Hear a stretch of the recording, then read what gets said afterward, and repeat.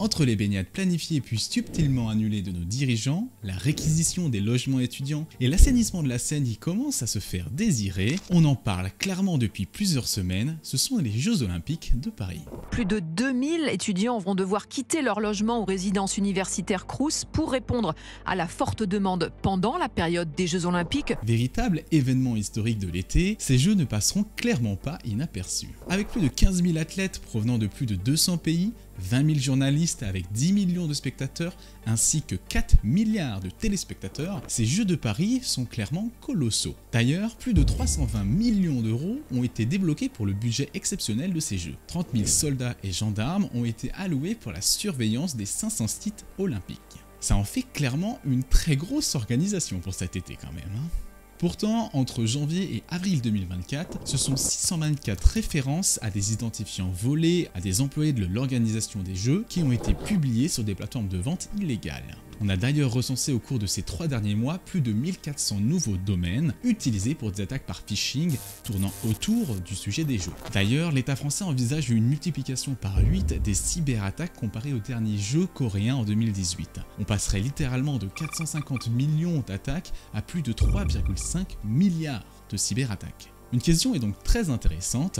Comment l'État français s'organise et va s'organiser pour garantir la sécurité numérique de ces Jeux ? Avant de démarrer, il est intéressant de faire un état des lieux des derniers Jeux Olympiques. Retour en 2018. Nous sommes en Corée du Sud, à Pyeongchang pour les Jeux Olympiques d'hiver.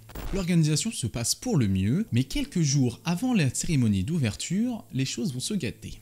Une première indisponibilité du site web se présente peu de temps avant le début des Jeux. Puis, c'est au tour du réseau internet de la salle de presse, des télévisions et du reste du réseau Wi-Fi du stade de tomber.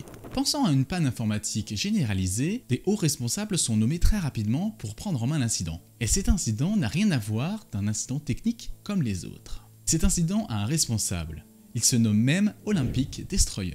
Olympic Destroyer est un malware se propageant automatiquement sur le réseau. Il s'est propagé à travers le réseau des JO, à travers des mots de passe dérobés, afin de se connecter et de se propager sur les différents PC et hôtes du système d'information des JO. Selon le rapport, la première infection serait un des prestataires des JO. Et dans le lot, il y aurait un certain Atos. Bizarre quand même. D'ailleurs, le malware aurait aussi compromis des stations de ski coréennes sans avoir de lien directement avec les Jeux Olympiques. Le programme était un programme de type Wiper. L'objectif était de supprimer le maximum d'informations sur les autres compromis. L'objectif était de perturber au maximum la situation, notamment la cérémonie d'ouverture. Très vite, le malware est assimilé au groupe Lazarus, groupe de hackers nord-coréens. Or, en fin de compte, il s'avère que les soupçons se penchent plus vers le groupe APT28, le groupe Fancy Beer, un groupe activiste russophone. Cependant, aucune preuve tangible n'a été relevée permettant d'accréditer que les Russes sont bien derrière cette attaque. Dans tous les cas, cette perturbation n'est clairement pas passée inaperçue et a un petit peu perturbé le début de ces JO. Regardons maintenant un deuxième cas, les Jeux Olympiques de Rio 2016. Les Jeux de Rio ont été ciblés par plusieurs attaques. On retrouve déjà dans un premier temps nos chers attaquants APT28 Fancy Beer, nos fameux Russes. Ils auraient réussi à accéder à la base de données de l'agence antidopage, la WADA, et auraient exfiltré des données sensibles et confidentielles d'athlètes. Ils les auraient alors publiées sur internet. Ces informations ont été confirmées par la WADA et l'objectif a été de discréditer les contrôles antidopage internationaux, ou plutôt les organismes antidopage internationaux. Même si je comprends pas trop, mais ok. Bon.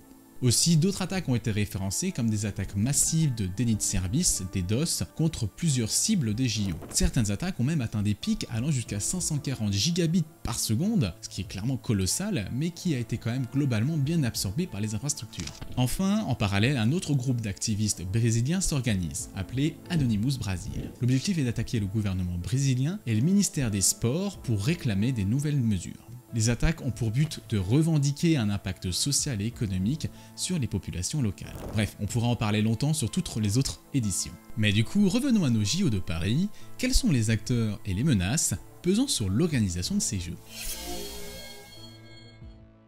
Regardons plutôt du côté des acteurs malveillants. Selon Mandiant, filiale de Google Cloud, le risque le plus élevé se situerait au niveau des APT russes. Coucou à nos amis de chez Fancy Beer. Peut-être qu'ils nous feront quelque chose cette année, peut-être. Mandiant indique un risque plus modéré de la part des attaquants chinois, iraniens ou coréens. coréens du Nord, évidemment, pas coréens du Sud. Bref, ces informations sont quand même à prendre des pincettes. C'est pas parce que des IP russes vous tapent dessus que ce sont forcément des APT russes derrière. C'est un petit peu logique. En juin 2023, il y a un peu plus d'un an, un long métrage est diffusé sur internet appelé Olympics Has Fallen. La vidéo met en scène une fausse vidéo de Tom Cruise avec sa voix modifiée, critiquant explicitement l'organisation des JO. On retrouve aussi, à leur habitude, des campagnes d'influence de désinformation contre Macron, la République française et évidemment les Jeux Olympiques. On peut donc maintenant parler des menaces. Il y a quand même plusieurs menaces qui planent autour des Jeux de Paris. La première menace est les attaques de type DDoS, attaques par déni de service distribué. L'objectif est de faire tomber le maximum d'informations ou de systèmes d'information utilisés par les jeux, comme par exemple les systèmes de billetterie, les systèmes de communication ou encore les systèmes de scoring. Les objectifs des attaques DDoS est de dégrader la qualité de l'image de marque de l'organisateur et de dégrader la qualité de l'événement en général. Bon, ils sont juste là pour nous... Voilà, vous aurez compris.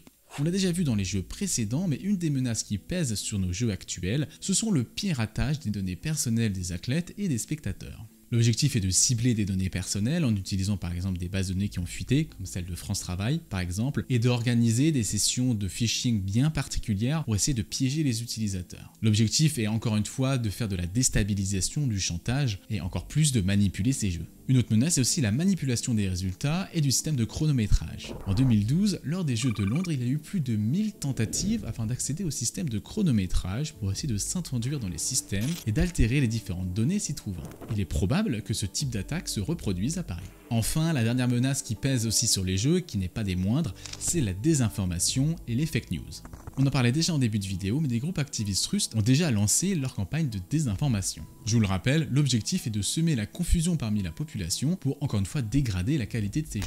On peut parler aussi de deux autres acteurs russes, Storm 1679 et Storm 1099. Ces deux acteurs ont pour objectif de créer la panique en diffusant des fausses informations comme des menaces d'attaques terroristes durant les jeux. Des groupes d'influence russes cherchent à semer la peur pour dissuader les spectateurs d'assister aux Jeux Olympiques. La menace n'est pas nouvelle. Ça fait pas très plaisir quand même, hein. Mais du coup, comment la France s'est préparée d'un point de vue cyber pour ces jeux ? Il faut savoir que l'État français a de bonnes équipes internes en matière de sécurité. Le comité d'organisation des Jeux Olympiques, COJO, a mis en place une stratégie sur 4 piliers pour se protéger efficacement des cyberattaques. L'éducation, la formation, l'anticipation et la coordination. Ça fait très joli sur des slides, mais concrètement, qu'est-ce que ça veut dire ? D'un point de vue sensibilisation, selon France Régule, RSSI, donc responsable de la sécurité des systèmes d'information pour les JO de Paris 2024, des fortes campagnes de sensibilisation ont déjà été effectuées et vont continuer à être effectuées. D'un point de vue de détection numérique, un SOC, un centre d'opération de détection, a été explicitement nommé et monté pour 17 millions d'euros. Il surveillera plus de 1200 ordinateurs et est basé sur l'IA. Bon, curieux de voir ce que ça fait, hein. D'un point de vue infrastructure, des systèmes de redondance, d'IDS et d'IPS ont été mis en place afin de contrecarrer les attaques de type DDoS. D'un point de vue test d'intrusion, des milliards de tests ont été effectués d'ailleurs par le J4 dans des environnements de type Red Team.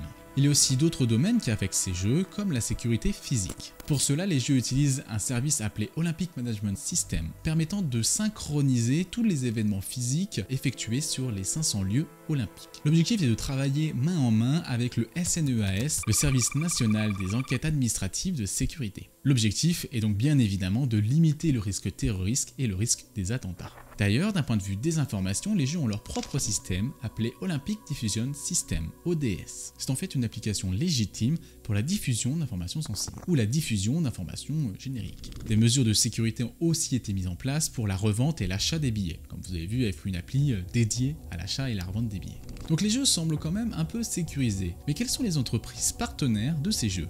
L'État français a fait un partenariat avec plusieurs sociétés, donc deux très grosses. La première est Cisco. Cisco possède des solutions avancées en termes de sécurité réseau. Ce sont d'ailleurs les fournisseurs des IDS IPS utilisés par les jeux. L'autre société en œuvre pour ces JO est Eviden. C'est une société en charge de développer l'IA et de former et sensibiliser les équipes des jeux. Il y a d'ailleurs aussi une forte collaboration entre les agences gouvernementales et des agences internationales. On peut par exemple citer l'agence japonaise NISC, spécialisée dans le consulting et dans la mise en place de stratégies. L'agence japonaise est d'ailleurs une habituée des jeux car elle a déjà participé aux jeux précédents, en apportant sa vision des choses et ses prestations de consulting.